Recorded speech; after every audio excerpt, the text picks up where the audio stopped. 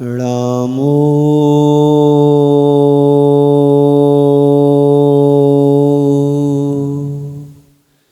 अरिहन्ताणं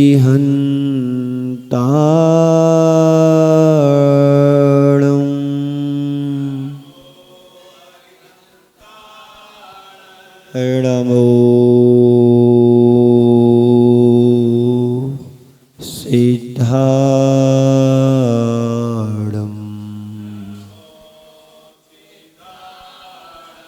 नमो आयरियाणं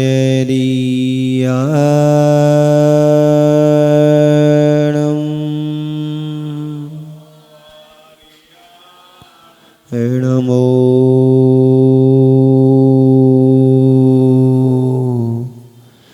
वज्रायाणं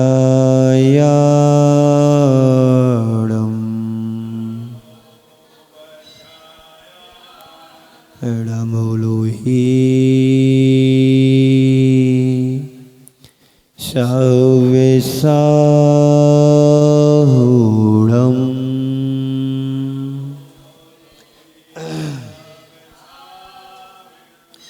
ऐसो पंचेणमुयारो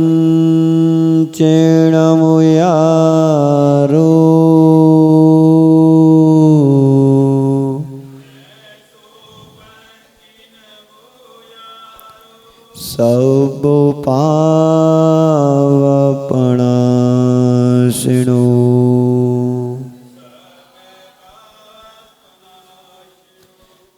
मंगलार्णं च सब्बेसिं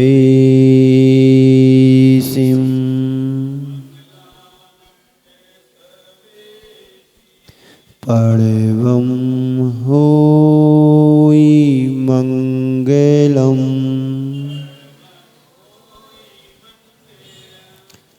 बोलिए पंच परमेष्टि भगवान की। देवादिदेव भगवान महावीर स्वामी की। अहिंसा परमो धर्म की। परम पूज्य आचार्य गुरुवर श्री विद्यासागर जी महाराज की।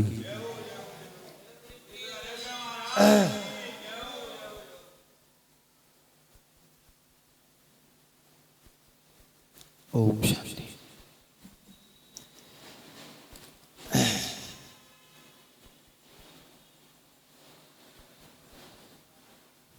ओम शांति। हम सभी पिछले विगत दिनों से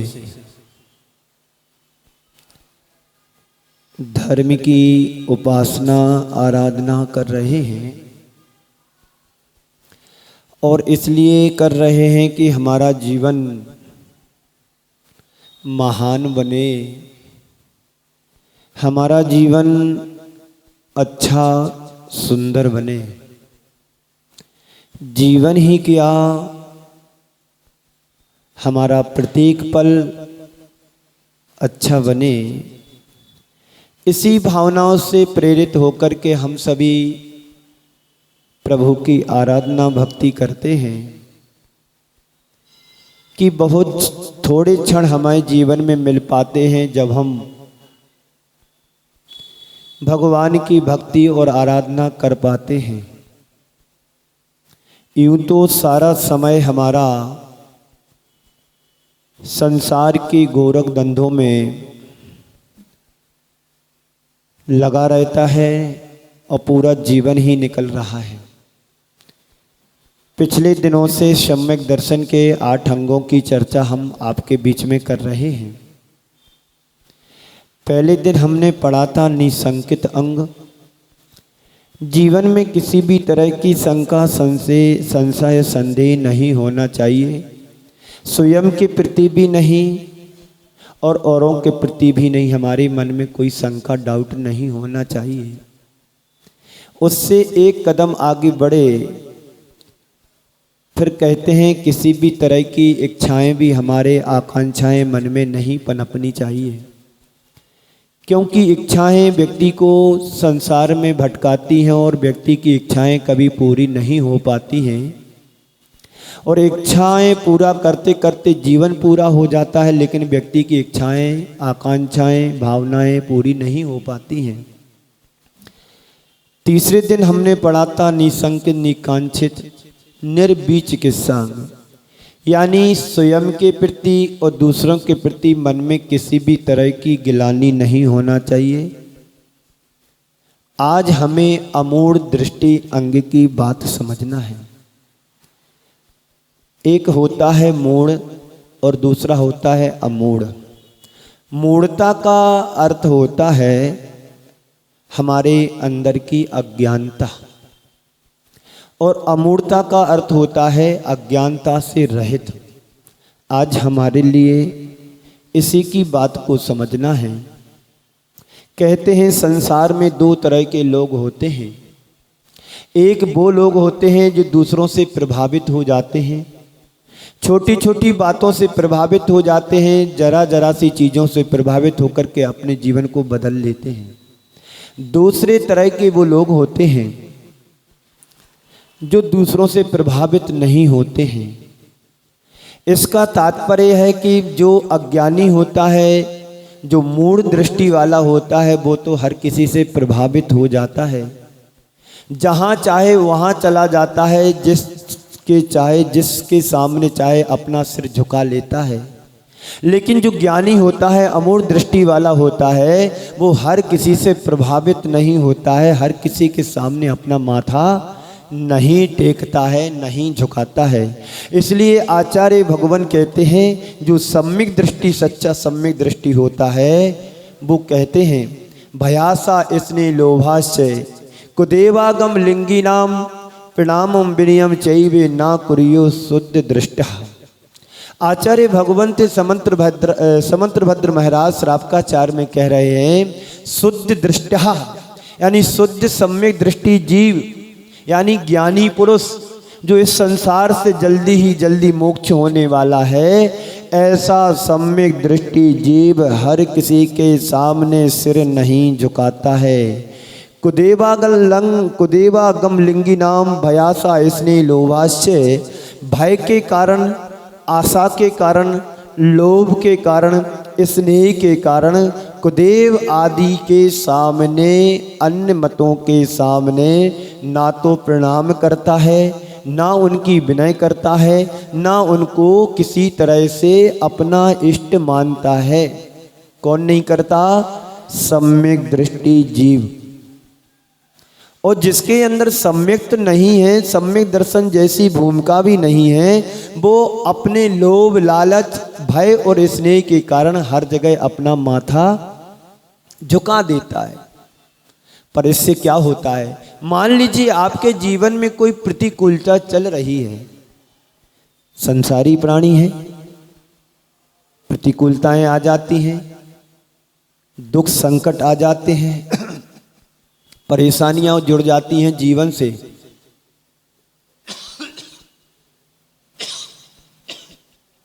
तो क्या करता है व्यक्ति? लोभ के वशीभूत होकर के, डर के कारण, भय के कारण उनको मानने लगता है, उनको पूजने लगता है। इनको नहीं पूजेंगे, नहीं मानेंगे तो हमारा अनर्थ हो जाएगा, हमारा गड़बड़ हो जाएगा। तो इस कारण से वह पूजता है, मान्यता देता है, मानता है। लेकिन हमें आपसे पूछना चाहता हूं, ओम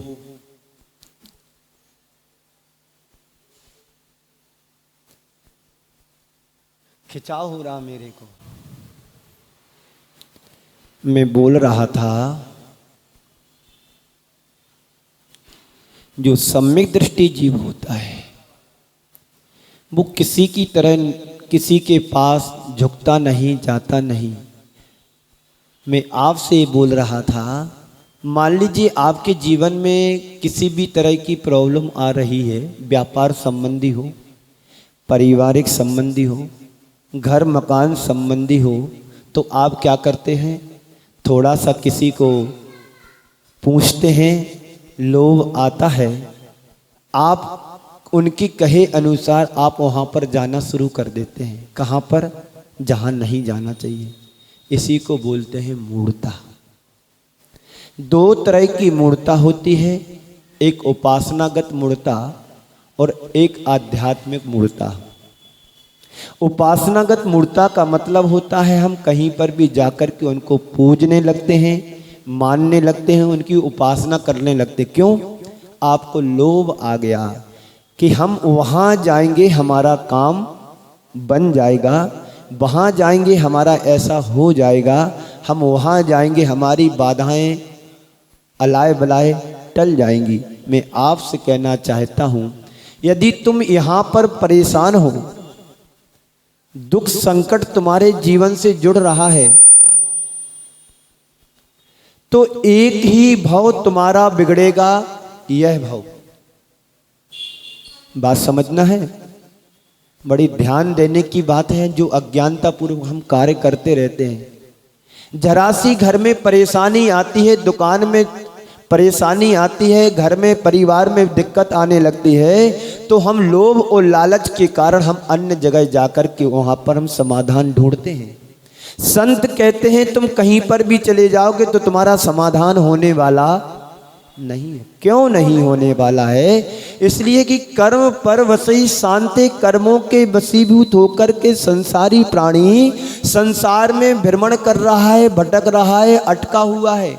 मान लीजिए तुम्हारी दुकान नहीं चल रही, व्यापार नहीं चल रहा है, तो इसमें तुम्हारा कर्म अपेक्षित है, कोई दूसरा कारण निमित्त नहीं है। और हम अपने व्यापार को ठीक करने के लिए अन्य जगह चले जाते हैं, माथा टेकने चले जाते हैं। कल एक बहन जी मेरे पास आई, यहीं दिल्ली के हैं। उनके दुकान पर फैक्ट्री में कोई प्रॉब्लम चल रही है और अज्ञानता पूर्वक उनने ना जाने कितने दिन से वो अन्य जगह जाकर के माथा टेक रहे हैं। बोले इतने दिन तुम्हें करना, तुम्हारा काम बन जाएगा। मैंने पूछा उनसे कितने वर्षों से प्रॉब्लम है? बोले 7-8 वर्ष से प्रॉब्लम है। अब 7-8 वर्ष की प्रॉब्लम तुम 8 दिन में ठीक कैसे करोगे? नहीं करोगे ना। मैंने उससे कहा कि तुमने वहां जाकर के ना जाने तुमने कितने भाव बिगाड़ लिए। एक भाव नहीं, तुमने अपने जीवन के अनंत भाव बिगाड़ लिए। इस भाव में तुम्हें परेशान कर रही है, तुम्हारा यही भाव बिगड़ेगा। कम से कम एक बार खाना तो तुम्हें मिल जाएगा, एक बार पानी और भोजन तो मिल जाएगा। इससे ज्यादा तो परेशानी किसी को नहीं होती है। एक भीख मांगने वाला भिखारी व्यक्ति भी 24 घंटे में अपना पेट भर लेता है। तुमने वहां जाकर के कितने भाव बिगाड़ लिए। 24 घंटे हमारे कर्म का बंद हो रहा है, आश्रय हो रहा है, इससे तो हम बच नहीं सकते हैं। मैंने उनको समझाया, ध्यान रखना, आज के बाद तुम कहीं नहीं जाने, सच्चे देव शास्त्र गुरु के अलावा किसी को नहीं पूजना, नहीं मानना। इस देवीत राग मुद्रा के अलावा तुम किसी को नमन नहीं करना। संभाल लो तुम अपना भाव। गरीबी के कारण, प्रॉब्लम के कारण, परिस्थिति के कारण, आर्थिक प्रॉब्लम के कारण तुम्हारा यही भाव परेशान होगा, लेकिन आने वाले भाव तो नहीं बिगड़ेंगे। एक नहीं, ऐसे हजारों लाखों व्यक्ति हैं बीत राग मुद्रा को छोड़ करके अन्य धर्मावलंबियों से अपना नाता जोड़ रहे, जहां पर कुछ मिलने वाला नहीं है। हमारा भाव ही बिगड़ेगा और कुछ होने वाला नहीं है। यही बात आचार्य समंत्रभात स्वामी कह रहे हैं। भयासा इसने लोभाशय कुदेवागम लिंगी नाम प्रणामम विनियम चैवे ना कुरियो शुद्ध दृष्टिया। सम्यक दृष्टि जीव भय इसने लोभ लालच के वशीभूत होकर के अन्य जगह नमन प्रणाम नहीं करता है। ना कुरियो अर्थात नहीं करता है। उसे पता है हमारा कर्म स्वयं भोगना पड़ेगा, हमारा स्वयं के द्वारा बोया हुआ बीज ही तो फल देगा। और यदि मान्यता को तुम उसको मान्यता देते हैं, करते हैं, तो तुम अपने अनंत भाव बिगाड़ रहे हैं। एक भगवान का भक्त था लोकमूर्ता में, गणपति का भक्त था। उसने आराधना की, गणपति की, गणेश जी की आराधना की, रोज पूजा पाठ करता था। गणपति के सामने, गणेश जी के सामने रोज लड्डू चढ़ाता था उसके भोग में। एक दिन उसने देखा लड्डू को चूहा खा रहा है। क्या कर रहा है? लड्डू को चूहा खा रहा है। अरे, उसने सोचा इससे बड़ा तो चूहा है जो गणपति के लड्डू खा रहा हो। गणपति जी कुछ बोल नहीं रहे। चलो कल से मैं एक चूहे की पूजा करूंगा। चूहे के लिए बहुत लड्डू खिलाए, पूजा करता रहा। लड्डू चूहा खाए, मस्त हो रहा है लड्डू खा करके। एक दिन चूहे को देख करके बिल्ली ने झपटा मारा पकड़ने के लिए। चूहा का शिकार करना चाहा बिल्ली ने। अरे, तो बड़ा गड़बड़ है। अभी मैं गणपति गणेश जी को पूजता था तो चूहा आया। चूहा गणपति से बड़ा हो गया, गणेश जी से बड़ा चूहा हो गया। चलो अब चूहा की पूजा करने लगा। इससे तो बड़ी बिल्ली है, चूहा को हटाओ, बिल्ली को पकड़ो। बिल्ली को खूब दूध पिलाया, पालन पोषण किया। एक दिन धोखे से बिल्ली किचन में घुस गई और दूध पीने लगी। इसी बीच में उसकी धर्म पत्नी आती है और उसके ऊपर डंडा मारने को हुई। बिल्ली देख करके भाग गई। अरे, हद हो गई। चूहे गणेश जी से बड़ा चूहा निकला, चूहा से बड़ा बिल्ली निकली, बिल्ली से बड़ी हमारी तो पत्नी है। चलो पत्नी की पूजा करते हैं, पत्नी की रक्षा पूजा करते हैं, पत्नी हमसे बड़ी है। एक दिन खटपट आपस में हो गई। पति ने गुस्सा में आकर उसको एक चांटा जड़ दिया। पत्नी डर गई, पैर पकड़ ली। नहीं स्वामी, धोखे से गलती मेरे से हो गई, क्षमा करें। पति के पैर पकड़ लिए। पति कहता है, अरे पत्नी से बड़ा तो मैं हूं, मैं व्यर्थ में संसार में भटक रहा हूं, मैं ही बड़ा हूं। कहने का तात्पर्य हुआ कि हम संसार में भटक रहे तो क्यों भटक रहे? हम अपनी अज्ञानता और मूढ़ता के कारण भटक रहे हैं। किसके कारण? मूढ़ता के कारण हम संसार में भ्रमण कर रहे हैं। एक जीव दूसरे जीव का भक्षण कर रहा है।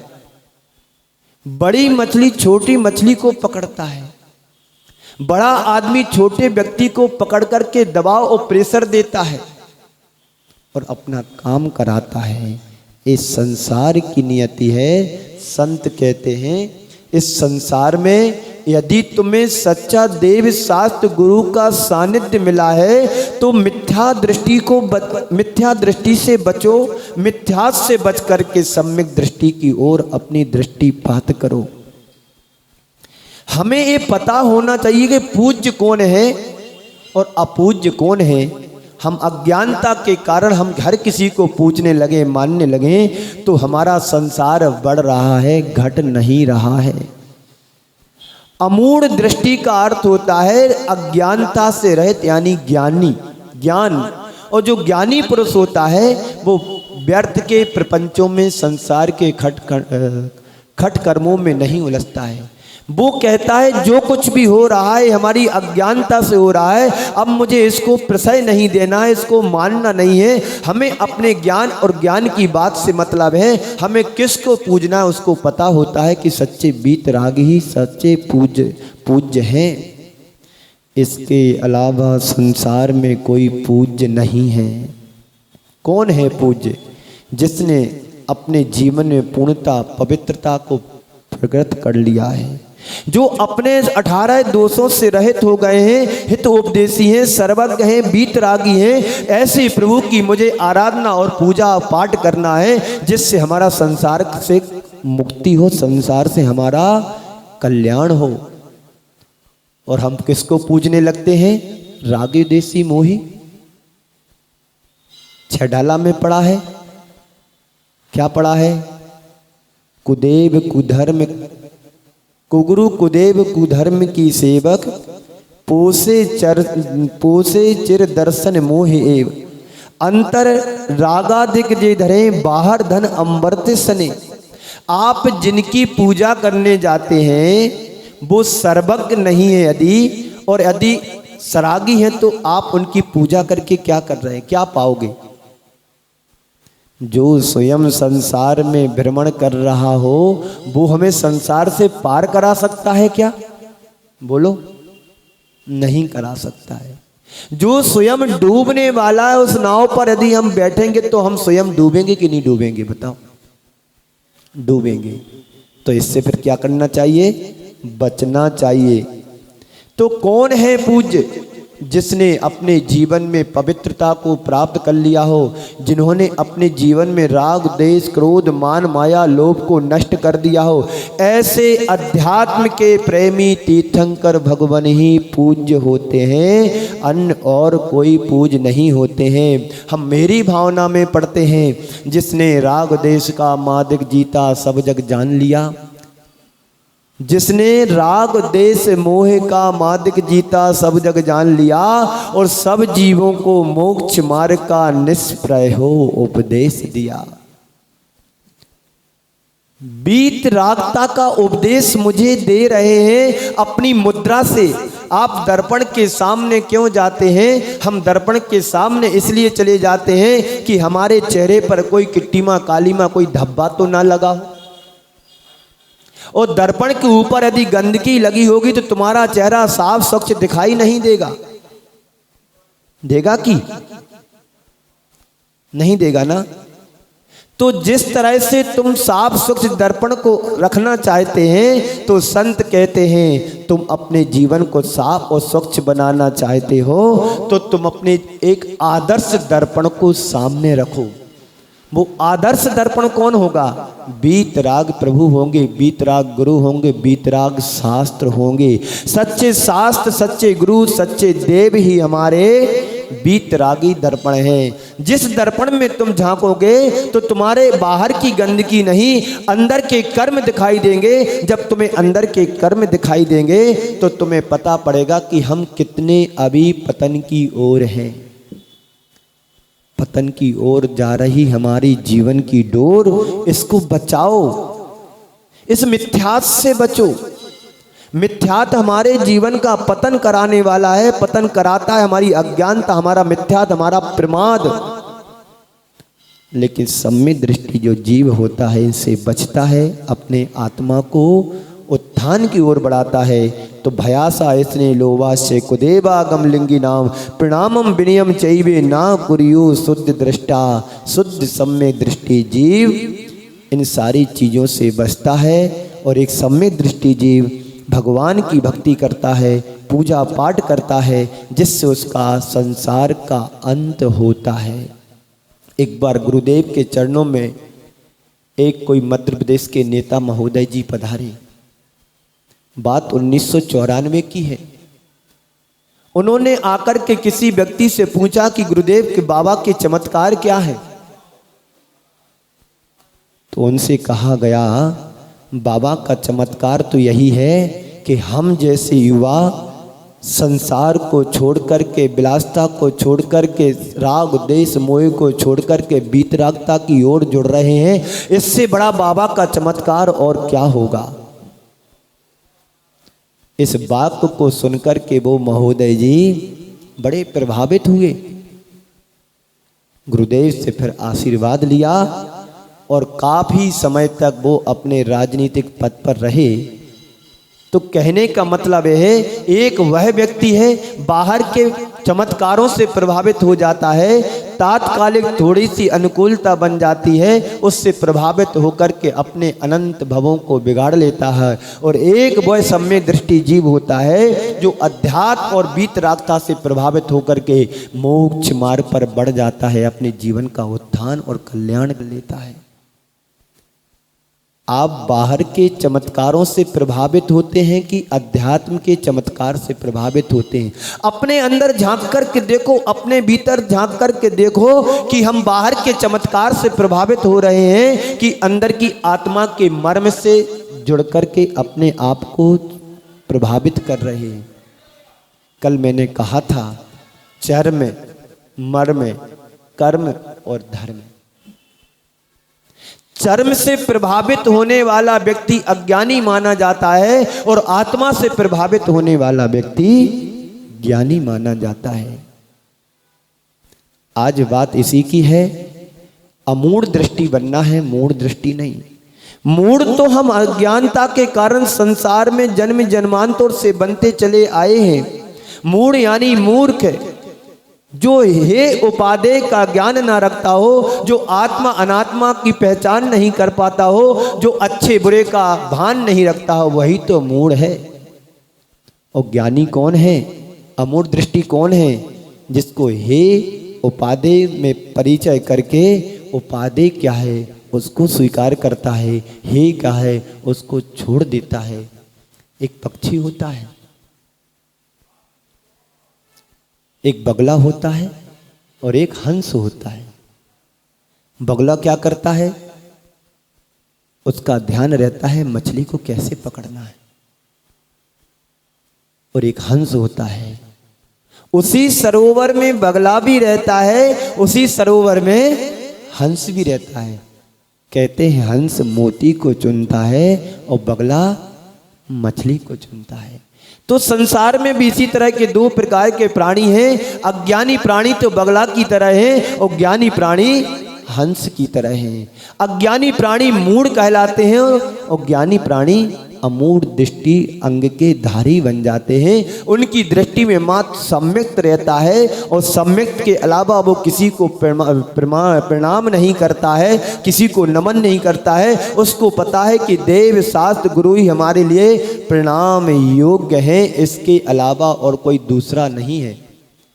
आचार्य समंतभद्र महाराज जी ने रेवती रानी की कहानी बताते हुए अमूढ़ दृष्टि अंग में बड़ा अच्छा चित्रण किया है। वो कह रहे हैं, एक व्यक्ति परीक्षा करने आया, ब्रह्मा का रूप बनाया, विष्णु का रूप बनाया और महेश का रूप बनाया। अलग अलग तरह के रूप बनाए। सबसे पहले उसने ब्रह्मा का रूप बनाया। एक इस गांव में जाकर के उसने अपनी विक्रिया से ब्रह्मा का रूप बना लिया। लोग सारे लोग नगर के गांव वासी सब दर्शन करने चले गए। चलो ब्रह्मा जी आए हैं, ब्रह्मा जी आए हैं, सबको उपदेश दे रहे हैं, आशीर्वाद दे रहे हैं, सबके कल्याण की बात बता रहे हैं। रेवती रानी से कहा गया तुम भी चलो, ब्रह्मा जी आए हैं। वो नहीं गई। मुझे पता है, मैंने आत्म ब्रह्मा की पहचान कर ली, अब मुझे किसी दूसरे ब्रह्म की जरूरत नहीं है। परीक्षा में फेल हो गया हुआ व्यक्ति। फिर उसने विष्णु का रूप बनाया। दूसरे दिन जब लोग दर्शन करने जाने लगे, विष्णु जी आए हैं, विष्णु जी आए हैं, जो हमारे रक्षक हैं, ये हमारे हम सबकी रक्षा करने वाले हैं, चलो दर्शन करने चले।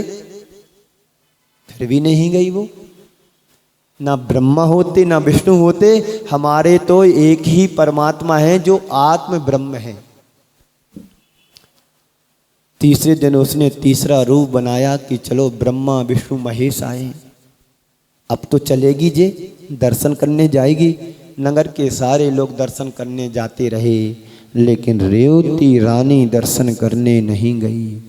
चौथी बार उसने जब समूह शरण लगाया, तीर्थंकर का रूप धारण कर लिया, समूह शरण लगा लिया, फिर भी वह रेवती रानी नहीं गई। कहती है तीर्थंकर तो 24 ही होते हैं, 25वां कहाँ से तीर्थंकर आ सकता है। मुझे कहीं नहीं जाना है, मुझे लगता है कोई माया जाल सिद्ध करने वाला है, मायावी व्यक्ति आया है। तीर्थंकर 25 नहीं होते, 24 ही होते हैं। जब मालूम पड़ा, असली रूप प्रकट किया कि मैं आपकी परीक्षा में फेल हो गया, आप धन्य हो, आपकी श्रद्धा भक्ति अटूट है। ऐसा होना चाहिए जैसी रेवती रानी की श्रद्धा थी कि भगवान तो भगवान होते हैं, बीतरागी मुद्रा ही हमारे लिए नमस्कार करने योग्य, अन्य कोई दूसरी नहीं। और हम लोग हैं कितनी श्रद्धा भगवान के प्रति रख पाते हैं। मैं यहाँ पर अभी प्रवचन दे रहा हूँ और बाहर कोई एक ऐसा व्यक्ति आ जाए जो कहे कि यहाँ पर हम मैं चमत्कारी बाबा बनकर के आया हूँ, आप जो चाहो जो कामना करो मनोकामना आपकी पल में पूर्ण हो जाएगी, आप हो सकता प्रवचन छोड़ करके वहाँ जाकर के ढिबेड़े लगा लोगे। यही हो रहा है देश काल परिस्थितियों को लेकर के। जो मैंने अभी एक उदाहरण दिया था ना यहीं का, ऐसा एक नहीं है, अनेक व्यक्ति हैं अपने कर्मों से परेशान होकर के संसार में भटक रहे हैं, यहाँ वहाँ जाकर के अपने कर्मों को बांध रहे, अनंत संसार को अनंत संसार में आप भ्रमण करने की तैयारी कर रहे हैं। वो बहन जी है मालूम कहाँ गई थी? दरगाह में गई थी। अब सोचो कितना बड़ा पाप कर लिया उसने।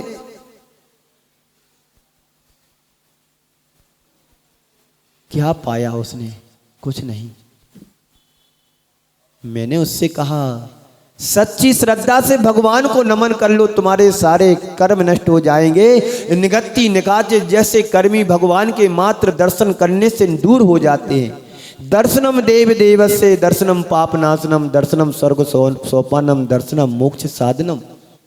एक सम्यक दर्शन जब सामान्य क्षयोपम सम्यक दर्शन हो जाता है तो तुम्हारे अंदर का पाप धुल जाता है, और जब क्षयक सम्यक दर्शन हो जाता है निदत्ति निकाची जैसे कर्म क्षय को प्राप्त हो जाते हैं। बताइए, यह भव तो परेशान हो ही रहे हैं और ना जाने कितने भवों को और परेशान करने बनाने की तुमने व्यवस्था बना ली। यह भव तुम्हारा परेशानी में जा रहा है, पर सच्ची श्रद्धा से भगवान की भक्ति तो करो, भगवान के दर्शन तो करो। टाइम नहीं है दर्शन करने के, टाइम नहीं है भगवान की भक्ति पूजन पाठ करने की। यहां से छूटे दुकान, दुकान से छूटे घर, घर खाया पिया और सो गए। थोड़ा सा समय निकाल लो, अमूढ़ दृष्टि अंग का पालन कर लो। सम्यक दर्शन के 8 अंग यदि तुम्हारे जीवन में है तो समझ लेना सम्यक दृष्टि हो, और 8 अंगों में से एक भी अंग तुम्हारे पास नहीं है तो समझ लो सम्यक दृष्टि नहीं हो। ये 8 अंग की परिभाषाएं एक सम्यक दृष्टि के जीवन में पाई जाती हैं। वही सच्चा धर्मात्मा होता, वही सच्चा सम्यक दृष्टि होता है। आप अपने अंदर झांक करके देखना कि हम सम्यक दृष्टि की भूमिका में जी रहे हैं कि नहीं जी रहे। हमारे अंदर कितना है देव शास्त्र गुरु के प्रति विश्वास। जितना तुम्हारा औरों के प्रति विश्वास होता है उतना तुम्हें सच्चे देव शास्त्र गुरु के प्रति विश्वास नहीं है। तभी तो हम मतावलंबियों में प्रभावित होकर के वहां झुक जाते हैं, नमन करने लगते हैं, वहां मान्यता दे देते हैं, जबकि कुछ होने वाला नहीं है। जो कुछ होता है तो हमारा कर्म सिद्धांत को समझो। कर्मों के वशीभूत हो रहा है। दुख भी तुम्हें मिल रहा है तो कर्मों के द्वारा मिल रहा है, सुख भी तुम्हें मिल रहा है तो कर्मों के द्वारा मिल रहा है। सुख दुख दोनों यदि हमारे जीवन में छाया की तरह चल रहे हैं तो ये तुम्हारे कर्मों के द्वारा ही मिल रहा है। संपन्नता तुम्हें मिली है तो कर्मों से मिली है, और विपन्नता तुम्हारे जीवन में आई है तो कर्मों से आई है। शुभ तुम्हारे जीवन में आया है, शुभ संयोग तुम्हारे जीवन में आया, तुम्हारे पुण्य के योग से आया है, और अशुभ तुम्हारे जीवन में आया है, अशुभ कर्म के योग से आया है। संयोग वियोग लाभ हानि जय पराजय सुख दुख इस संसार में चलते रहेंगे। कब तक? जब तक तुम्हारी मान्यता नहीं बदलेगी, जब तक तुम्हारे अंदर का मिथ्यात्व नहीं छूटेगा, जब तक तुम्हारे अंदर की अज्ञानता और मोह नहीं हटेगा, तब तक एक क्रम संसार का चक्र चलता रहेगा। इधर मंदिर में आकर के भगवान को अर्घ्य चढ़ाते हैं और दूसरे जगह जाकर के अपने आप को समर्पित कर देते हैं, तो कैसे तुम्हारे अंदर का दुख दर्द दूर होगा? कल ब्रह्मचारी जी आए थे, बोल रहे थे मेरा सारा दुख दर्द हरो। बोलते ना आप पूजन में, आचार्य श्री की पूजन में बोलते हैं क्या है वो पंक्ति पूरी? नहीं पता? मेरा सारा दुख दर्द हरो, यह भावना अरुण कामना आया हूं लेकर के। अरुण कामना लेकर के आया है। तुम्हारे दुख दर्द हरने के लिए गुरुदेव नहीं बैठे हैं। अरे गुरुदेव तो तुम्हें संसार से पार लगाने के लिए नौका बन करके आए हैं, पर तुम उस नाव पर बैठो तो। हम तो अभी दूसरी नाव पर सवार हैं, राग की, द्वेष की, मोह की, मिथ्याद की, काम की, क्रोध की, इस नाव में सवार हैं। और गुरुदेव से कहते हैं मेरा दुख दर्द दूर हरो। तो कैसे गुरुदेव दुख दूर हरेंगे? उन्हीं के ही गुरुदेव दुख दर्द हर सकते हैं जो गुरु चरणों में समर्पित हो जाता है। जिस दिन तुम भगवान के प्रति समर्पित हो जाओगे, ये तुम संकल्प ले लोगे सच्चे देव साध गुरु के अलावा कोई दूसरा मेरा नहीं है, उसी दिन तुम्हारे जीवन में परिवर्तन आ जाएगा और आना शुरू हो जाएगा। विश्वास तो करके देखो। जिन्होंने विश्वास किया है वो संसार से पार हो गए। तीर्थंकर भगवंत क्या हमेशा तीर्थंकर बने रहे थे? उनके भाव भवांतरों को तो देखो, कहां कहां जाना नहीं हुआ उनका कर्म के कारण। एक इंद्रिय जीव भी बने, दो इंद्रिय जीव भी बने, तीन इंद्रिय, चौ इंद्रिय, पंचेंद्रिय बने, पेड़ पौधे बने, कीड़े मकोड़े बने, पानी बने, हवा बने, अग्नि बने, सब कुछ बने, क्या क्या नहीं बने। तब कहीं जाकर के उन्होंने धीरे धीरे पुण्य को इकट्ठा किया और एक दिन ऐसा आया कि ऐसी महान पुण्य प्रकृति का उनने संचय कर लिया, तीर्थंकर बन गए। और तीर्थंकर स्वयं के लिए नहीं बने, जो संसार के कल्याण की भावना भाता है, जगत के उत्थान की कामना करता है, अपने सुख दुख की बात को भूल करके जगत के प्राणियों के सुख की कामना करता है, जगत का एक भी प्राणी दुखी ना रहे, जो इस तरह की भावना भाता है, वही तीर्थंकर जैसी प्रकृति को, पुण्य प्रकृति को बंद कर सकता है। अभी तो हम सब अपनी ही भावना में लगे हैं। मेरी भावना है कि हम सुखी रहें, हमारा परिवार सुखी रहे। तुम्हारा परिवार और तुम सुखी हो सकते हो तुम्हारी भावना से, लेकिन उस भावना से तुम संसार से पार नहीं हो सकते हो। संसार से पार तभी तक होगे जब तुम अमूढ़ दृष्टि अंग को अपनाओगे। अमूढ़ दृष्टि अंग में कहा है, का पते पति दुक्का नाम का पतस्ते पै संपत्ति असम प्रकृति रनुत कीर्ति रमूढ़ा दृष्टि रुच्यते। उन मार्ग में लगने वाले व्यक्ति मन वचन काय से किसी भी प्रकार से समर्थन नहीं करता है। उन मार्ग में लगने वाले व्यक्ति का सम्यक दृष्टि जीव मन वचन काय से किसी भी तरह से उसका समर्थन नहीं करता है, क्योंकि जो कुमार्ग पर चल रहा है उस मार्ग का यदि मैं समर्थन करूँगा तो मेरा भाव बिगड़ेगा, यह भाव बिगड़ेगा और ना जाने कितने भाव मेरे बिगड़ेंगे। इसलिए सम्यक दृष्टि क्या करता है? सम्यक का ही समर्थन करता है, मिथ्यात का नहीं, अज्ञानता का नहीं, प्रमाद का नहीं। कितना भी भय हो, कितना भी प्रलोभन हो, चाहे जैसा भी दबाव हो, तो भी उन्मार्ग और उन्मार्गियों से प्रभावित नहीं होता है। जैसा कि अभी कहा था, भयासा इसने लोवाशे कुदेवागम लिंगी नाम प्रणामम प्रणामम विनियम ना चैव कुरियो शुद्ध दृष्टा। कुछ भी हो जाए, सूरज पूरब से पश्चिम से क्यों ना उदित हो जाए, फिर भी वो किसी के दबाव में, प्रभाव में आकर के, प्रलोभन में आकर के, स्नेह में आकर के, लोभ के वशीभूत होकर के फिर भी प्रणाम और नमन नहीं करता है। किसके प्रति? उन्मार्ग और उन्मार्गियों के प्रति। यह एक सम्यक दृष्टि की पहचान है।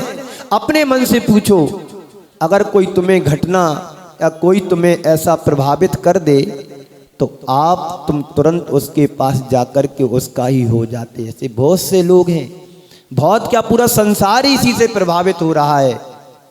जहां थोड़ा सा बता दिया, किसी एक वृक्ष पर एक झंडी टांग दी, लोग आकर के वहीं झंडी टांगे कि इसी से हमारा कल्याण है। यदि किसी पुल पर किसी ट्रक वाले ने किसी जानवर को हटाने के लिए हॉर्न बजाया, हर सारे ट्रक वाले उसी पर हॉर्न बजाएंगे। यही तुम्हारी अज्ञानता है। किसी ने एक जगह एक ढेर लगा दिया पत्थरों का, लोक मूर्ता, गुरु मूर्ता और शास्त्र मूर्ता, ये 3 मूर्ताएं हमारे जीवन से जुड़ी हैं। संत कहते हैं इन मूर्ताओं से बचो, अमूढ़ दृष्टि को संपन्न हो, अमूढ़ दृष्टि से संपन्न बनो, अज्ञानता से बचो, मिथ्यास से बचो, प्रमाद से बचो, सम्यक्त को धारण करो। तो आप कहोगे महाराज श्री सम्यक्त तो दिखाई नहीं देता है, कहाँ से धारण करूं, कहाँ से पकड़ूं, किससे कैसे ग्रहण करूं? जो तुम्हारा श्रद्धान विपरीतता की ओर जुड़ा है उसको वहां से हटा करके सच्चे देव शास्त्र के प्रति श्रद्धान शुरू कर दो तो सम्यक दृष्टि हो जाओगे। फिर भी किसी के लोभ बस में आकर के कभी झुकना नहीं, तो मैं समझूंगा कि तुम सच्चे सम्यक दृष्टि बन गए। बात समझ में आ रही? इसी ग्रंथ को लिखने वाले आचार्य समंत भद्र महाराज ने एकमात्र एक ऐसे आचार्य हुए हैं। भगवान ने तो सबकी परीक्षा ली है, आज भी ले रहे हैं। भगवान नहीं, कर्म हमारे। कहने में तो यही आता है कि भगवान बहुत परेशान कर रहे हैं, हमारी परीक्षा ले रहे हैं। कब तक परीक्षा लेंगे? लोग ऐसे कहते हैं जो परेशान होते हैं, आर्थिक स्थिति से परेशान होते वो कहते हैं, पारिवारिक जीवन से परेशान होते वो कहते हैं, और जो व्यापारिक दृष्टि से परेशान होते वो कहते हैं, सामाजिक दृष्टि से परेशान होते वो कहते हैं, राजनीतिक दृष्टि से परेशान होते वो कहते हैं कि भगवान हमारी बहुत परीक्षा ले रहे हैं। भगवान किसी की परीक्षा नहीं लेते हैं, लेकिन भगवान की परीक्षा लेने वाले एक ऐसे आचार्य हुए हैं जो समंत भद्र महाराज, जिन्होंने भगवान की परीक्षा ली। कैसी परीक्षा ली? भगवान की जब परीक्षा ली तो भगवान स्वयं पिंडी में से प्रकट हो गए। वो डरे नहीं, वो भगवान के चरणों में गए तो इसलिए नमन करने नहीं गए कि तुम्हारा समूषण लगा है, नहीं, मैं इसलिए तुम्हें नमन नहीं कर रहा हूं कि तुम्हारा वैभव है, समूषण है, छत्र है, चमर है, आदि आदि। मैं प्रभु आपको नमन इसलिए नहीं कर रहा हूं कि तुम संसार के उद्धारक बन चुके हो, नहीं प्रभु, मैं तुम्हें इसलिए नमन नहीं कर रहा हूं कि सारी जनता तुम्हारे पीछे भाग रही है, नहीं। आचार्य भगवंत कहते हैं मैं इसलिए नमन तुम्हें कर रहा हूं कि तुम्हारे अंदर के सारे अवगुण, दुर्बलताएं, दोष, दुर्गुण दूर हो गए हैं। तुम्हारे अंदर के जितने भी दोष थे वो सारे नष्ट हो गए हैं, इसलिए मैं तुम्हें नमन कर रहा हूं। ये भगवान आचार्य समंत भद्र महाराज कह रहे हैं भगवान से। हम लोग तो चमत्कार को नमस्कार करने वालों में से हैं। कहीं किसी ने 2 अगरबत्ती लगा दी, उसको चमत्कार दिखाई दे गया, बस वहीं अगरबत्ती लगेंगी, पर तुम्हारे जीवन में कब लग जाएं पता नहीं, फोटो के सामने। इसलिए हे भगवान, मैं आपके चरणों में इसलिए आया हूं और मैं आपसे केवल इसलिए प्रभावित हुआ हूं कि आपके अंदर के सारे दोष नष्ट हो गए हैं। दोषा वर्ण्यो हानि, यानी आपके अंदर के सारे दोष चले गए हैं। आप जितनी भी दुर्बलताएं थी, जितनी भी परेशानियां थी, जितने भी दुर्गुण थे, सब आपने नष्ट कर दिए। आप 18 दोषों से रहित हो चुके हैं। हमारे पास कितने दोष हैं? बहुत सारे दोष हैं। राग का दोष है, मोह का दुख है, राग का दुख है, द्वेष का दुख है, प्यास का दुख है, भूख का दोष है, कितने सारे दोष लगे हुए हैं। लेकिन प्रभु तुमने तो सारे दोषों को नष्ट कर दिया है। आप वीतराग हो गए हैं। आपके अंदर राग, देश, मोह का लेस मात्र भी नहीं रहा। आपने अपने कर्मों का आवरण एकदम नष्ट कर दिया, दूर कर दिया। बस इसी वजह से आपसे मुझे वह विलक्षणता दिखती है जो संसार में और कहीं दिखाई नहीं देता है। आप भगवान के चरणों में जाते हैं तो क्यों जाते हो? उनकी वीतरागता के दर्शन करने के लिए जाते हो कि उनकी सरागी अवस्था को देखने के लिए? यदि आप फिर वीतरागता प्रभु के दर्शन करने के लिए जाते हैं तो फिर सरागी वस्तुओं को देखने के लिए क्यों जाते हो? उनके फिर दर्शन करने के लिए क्यों जाते हो? बोलो, है कोई उत्तर? इसलिए ज्ञान को प्रकट करो, अमूढ़ दृष्टि वाले बनो, मूढ़ दृष्टि वाले नहीं। अनादि काल से अनंत काल तक यदि हमारी दृष्टि नहीं बदलेगी तो अनंत काल तक यह परंपरा चलेगी। इसे कोई टाल नहीं सकता है और टाल भी नहीं पाएगा, क्योंकि हमारी दृष्टि ही उल्टी बनी हुई है। जैसे एक घड़ा किसी ने सीधा रखा तो सारे घड़े सीधे रखे जाएंगे, और यदि किसी ने उल्टा घड़ा रख दिया तो सारे घड़े उस पर उल्टे ही रखे जाएंगे। अभी एक दिन एक बाबूजी सुना रहे थे मुझे, वो बात मुझे याद आ गई। बोले एक गधे का किसी ने पैर छू लिए तो सारे व्यक्ति उस गधे के पैर छुएंगे। ये है मूढ़ दृष्टि अंग। एक ने किसी पेड़ पर एक झंडी लटका दी तो सारे लोग झंडी लटकाएंगे। ये है मूढ़ता। पर उसका कारण तो समझो, क्यों झंडी लटकाई, क्यों नहीं लटकाई, किसको लटकाना, किसके ऊपर चढ़ाना, किसके ऊपर नहीं चढ़ाना, ये तो समझो। यही पूज्यता का ज्ञान हमारे अंदर नहीं है तो हमारा अनंत काल बढ़ रहा है। तो क्या करना है? अब आज से सच्चे देव शास्त्र गुरु के प्रति श्रद्धान रखना है। भगवान वीतरागता के अलावा किसी को नमन नहीं करना है। अरे मर भी जाओगे तो यही भाव तुम्हारा बिगड़ेगा, छूटेगा, अनंत भाव तो नहीं बिगड़ेंगे। ये तो सोचो। आज व्यापारिक दृष्टि कमजोर, व्यापारिक स्थिति कमजोर है, रहने दो। एक बार का तो खाना मिलेगा, एक बार का तो भोजन मिलेगा। इतना पुण्य तो छीन नहीं होगा हमारा कि हम भूखे ही रह जाएंगे। और भूख से भी मर जाओगे तो क्या होगा? हमारा सम्यक्त तो नहीं छूटेगा। सम्यक्त को बचा लोगे, इससे अच्छा तुम्हें परभव में मिलेगा।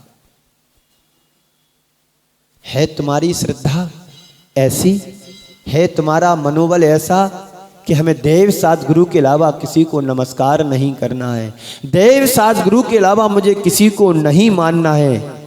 जिस दिन तुम्हारे हृदय में ऐसी श्रद्धा बैठ जाएगी दिल और दिमाग में, तो समझ लेना आप आज भी भगवान बन सकते हो। किसी की भी आत्मा में कोई अंतर नहीं है। चाहे मिथ्या दृष्टि की आत्मा हो, चाहे सम्यक दृष्टि की आत्मा हो, आत्मा की दृष्टि से यदि देखा जाए तो सबकी आत्मा एक सी है, एक परमाणु मात्र का अंतर नहीं है। लेकिन अंतर है बाहर का, अंतर है बाहर की परिस्थितियों का, अंतर है बाहर की क्रियाकलापों का, अंतर है बाहर की सोच का। लेकिन जब हम आत्मा पर दृष्टिपात करते हैं तो सबकी आत्मा एक सी दिखाई देती। चाहे एक इंद्रिय के अंदर की आत्मा हो, चाहे पंचेंद्रिय के अंदर की आत्मा हो, चाहे सिद्ध बनने वाली आत्मा हो, चाहे सिद्ध बन चुकी हुई आत्मा हो, एक प्रदेश मात्र का, अणु मात्र का कोई भी अंतर नहीं है। इसलिए भगवान दोषों से रहित हो चुके हैं, वीतरागी बन चुके हैं। ऐसी वीतरागता हमारे जीवन में हो। ये अमूढ़ दृष्टि अंग हम सबके जीवन को प्रशस्त बनाए। प्रशस्त तभी बन पाएंगे हम जब हमारे जीवन में इस तरह की भावना पल्लवित होगी। अमूढ़ दृष्टि अंग को समझो, उपासना की मूर्ता को छोड़ो, आध्यात्मिक मूर्ता को छोड़ो कि हम हर किसी को भगवान मानने लगेंगे तो हमारा कल्याण नहीं होगा, अकल्याण होगा। हर किसी की उपासना करोगे, जीवन का उत्थान नहीं होगा। उत्थान तभी होगा जब तुम सम्यक दृष्टि बनोगे, सम्यक को ग्रहण करोगे, तो तुम्हारे अनंत संसार का विच्छेद होगा। अनंत संसार को छोड़ने के बाद ही हम अपने आत्मा का उत्थान कर पाएंगे। ऐसे अमूढ़ दृष्टि अंग सम्यक दृष्टि ही अपना पाता है।